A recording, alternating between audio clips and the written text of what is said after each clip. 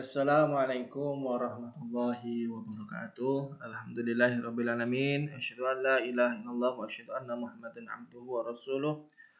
Allahumma shalli ala Muhammad wa ala alihi wa ashabihi wa man tabi'ahum bi ihsan ila yaumil. Kembali lagi kita bertemu di pelajaran Al-Qur'an Hadis, masih di bab yang sama, Al-Qur'an Hadis sebagai pedoman hidupku. Gimana kabarnya sebelum kita mulai pelajaran? Baik semuanya ya. Alhamdulillah, semoga senantiasa diberikan kesehatan oleh Allah Subhanahu wa taala. Oke, sebelumnya mari kita berdoa terlebih dahulu. Berdoa mulai. Bismillahirrahmanirrahim. Raditu billahi rabba wa bil islami dina wa bi Muhammadin nabiyya wa rasula. Raditu billahi rabba wa bil islami dina wa bi Muhammadin nabiyya wa rasula. Raditu billahi rabba wa bil islami dina wa bi Muhammadin nabiyya wa rasula. Rabbi zidni ilma warzuqni fahma, amin ya rabbal alamin. Oke, mari kita lanjutkan untuk pelajaran Al-Qur'an Hadis. Kita review dulu ya. Review dulu pertemuan-pertemuan sebelumnya, yaitu tentang Al-Qur'an. Al-Qur'an secara bahasa berasal dari bahasa Arab yang berarti yaitu qara'a yaqra'u Qur'anan, yang berarti bacaan.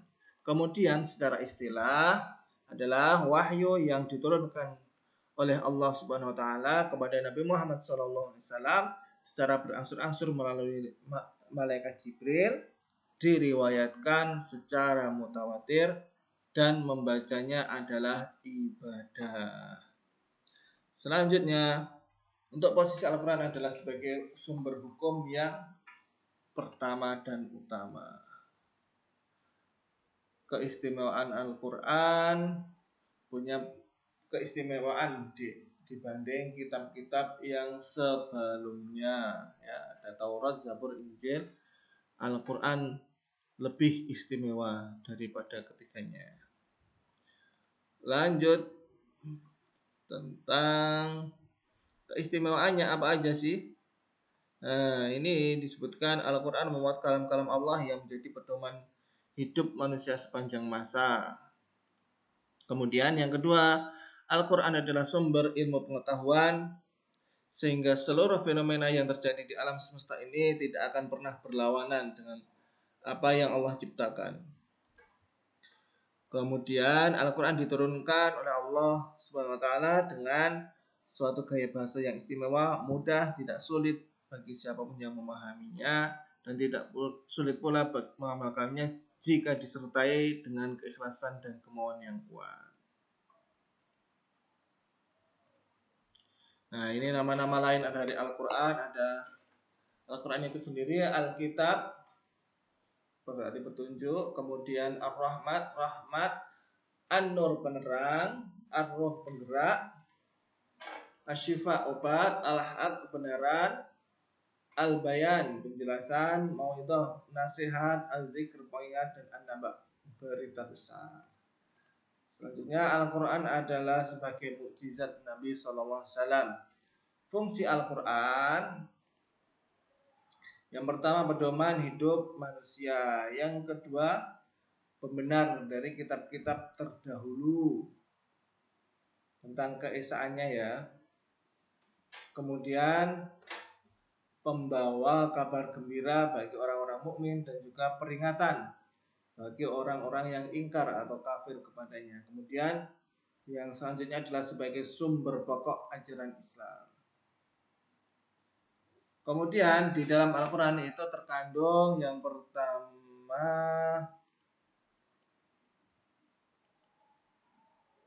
itu adalah akidah, yang kedua ibadah dan muamalah. Akidah kemarin apa? Akidah itu tentang keyakinan, keimanan. Ibadah, muamalah, cara kita beribadah kepada Allah Subhanahu wa taala, tentang ibadah kita kepada Allah Subhanahu wa taala. Muamalah apa? Berhubungan dengan sesama manusia. kemudian juga akhlak. Akhlak bagaimana kita berinteraksi, berhubungan kepada manusia, akhlak kepada pencipta, akhlak kepada sama manusia, akhlak kepada lingkungan. Selanjutnya yang nomor 4, di dalam Al-Quran juga terdapat hukum-hukum. Kemudian juga kisah-kisah terdahulu dan juga isyarat dari ilmu pengetahuan. Nah, itu review dan kemarin. Untuk pada kesempatan siang hari ini kita belajar Al-Quran hadis, subtema hadis. Nah, kalau kemarin kita sudah membahas Al-Quran, sekarang hadis ya. Hadis adalah segala perkataan, perbuatan, ketetapan, dan persetujuan atau takrir dari Nabi Muhammad SAW yang dijadikan ketetapan atau hukum dalam agama Islam. Secara bahasa, hadis berasal dari kata hadatsa yang berarti baru. Hadis juga berarti khabar, artinya berita. Istilah lain yang identik dengan hadis adalah sunnah, namun beberapa ulama membedakan pengertian keduanya. Apalagi pengertian sunnah inilah yang identik dengan hadis, meskipun beberapa ulama membedakan bahwa hadis adalah segala sesuatu yang dinukil dari Rasulullah, sedangkan sunnah adalah amalan-amalan yang dilakukan Rasulullah Sallallahu Alaihi Wasallam dan para sahabatnya, yaitu kehidupan yang hidup di masa beliau. Nah, ini yang terjadi pada masa beliau. Jadi kalau hadis itu sesuatu yang dinukil, kalau sunnah adalah amalan-amalannya ya. Ini masih perbedaan pendapat. Ada yang berpendapat bahwa hadis dan sunnah itu sama, ada yang membedakannya. Ini perbedaannya ya. Selanjutnya tentang pembagian hadis. Nah, tadi pengertiannya, sekarang pembagiannya ya. Yang pertama itu hadis yang bersumber dari perkataan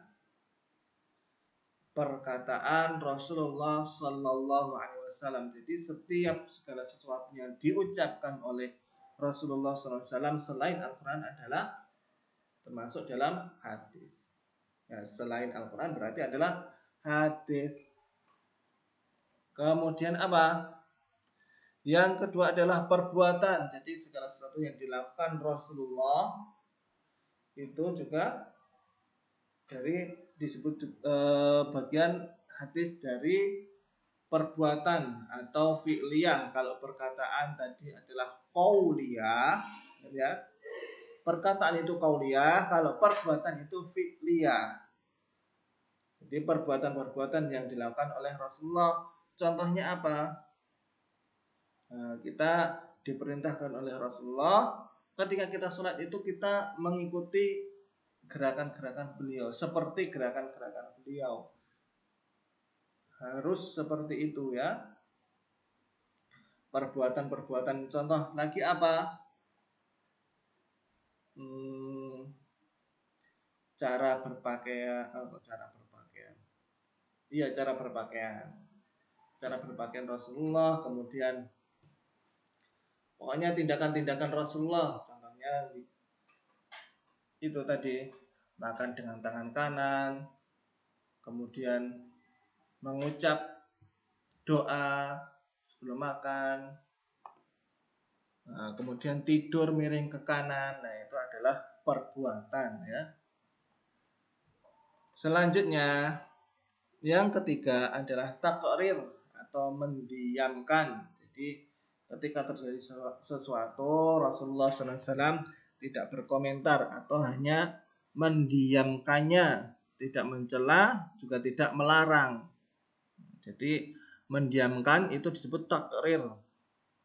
Selanjutnya yang keempat adalah himmah, sifat atau dan juga keadaan Rasulullah. Maksudnya apa? Himmah, sifat, dan keadaan Rasulullah itu, nah, yaitu keadaan Rasulullah itu sendiri. Contohnya Rasulullah punya tanda kenabian. Kemudian apalagi?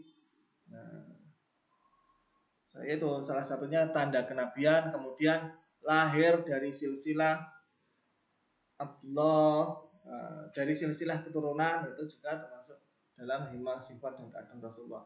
Sifat Rasulullah seperti apa? Ya, seperti Al-Quran berjalan. Itu adalah himah. Jadi apa ya yang diceritakan dari Rasulullah, bukan perbuatan, bukan perkataan, bukan mendiamkannya ya, tapi keadaan adanya seperti itulah gitu. Jadi kayak Rasul Nabi Muhammad SAW itu adalah putra dari Abdullah. Nah itu kan sudah beliau tidak berkata, beliau tidak berbuat, nah, tetapi adalah sifat yang melekat yang ada pada diri Rasulullah. Itu ya mungkin nanti bisa ada yang memberikan contoh yang lebih lagi terkait himah sifat dan keadaan Rasulullah. Semoga ini paham ya. Kita lanjut saja. Kemudian fungsi hadis.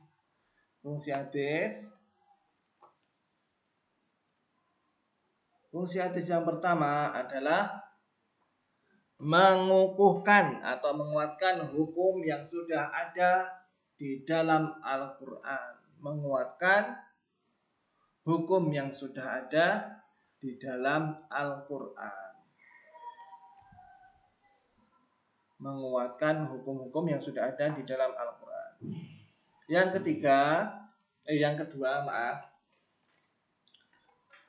kedua adalah merinci ayat-ayat Al-Quran yang mujmal atau global. Contohnya, perintah untuk sholat itu kan di dalam Al-Quran masih global ya. Rukuk sujudlah kalian bersama orang-orang yang ruku. Nah, warka'u ma'ar raki'in, rukuklah kalian bersama orang-orang yang ruku. Tetapi hadis menjelaskan sallu kama ra'aitumuni usolli, salatlah kalian sebagaimana kalian melihat aku salat. Jadi kita diperintahkan Rasulullah untuk diberitahu caranya salat itu seperti apa. Kemudian tentang tentang berpuasa, tentang zakat, haji dan lain sebagainya. Itu hadis merincinya ya. Tentang amalan-amalan hadis merincinya. Kemudian selanjutnya yang ketiga adalah menetapkan hukum yang belum ada di dalam Al-Quran.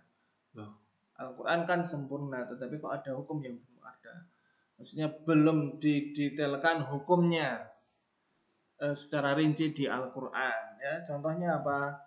Makan binatang yang bertaring, berkuku tajam, dan lain sebagainya.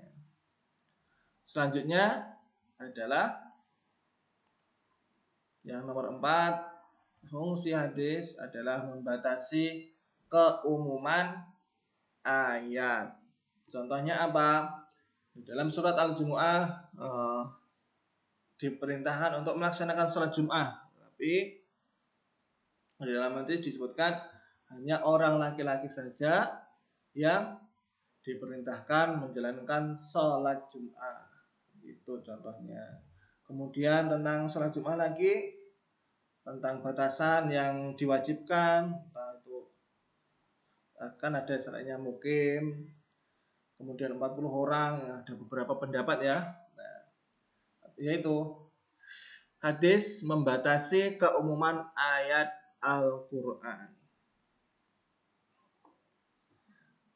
Nanti kalau ada pertanyaan silahkan ditulis di timeline ya anak-anak ya.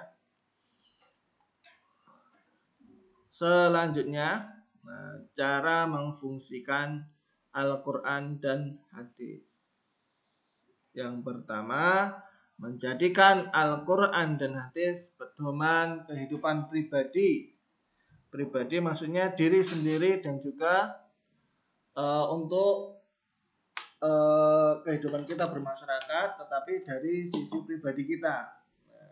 Tapi kita juga bisa menerapkannya di dalam sekolah kita, di dalam rumah kita, itu bisa. Yang pertama adalah dari pribadi, kemudian yang kedua dalam rumah tangga. Tadi kan jadi dari pribadi, kemudian rumah tangga. Banyak, apalagi perintah Allah, jagalah